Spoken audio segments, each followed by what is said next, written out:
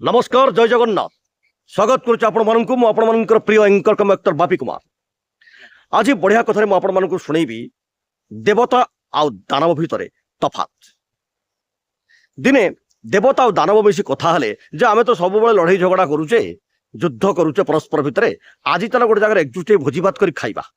समस्ते राजी हेले गोटे जगह एकजुट हेले खाद्य प्रस्तुत है। खाद्य खाइबा पूर्व भगवान विष्णु कहले खाइबा जे किंतु गोटे शर्त जे हाथ बंकिबनी पेट पुरीब समस्ते खाइबे।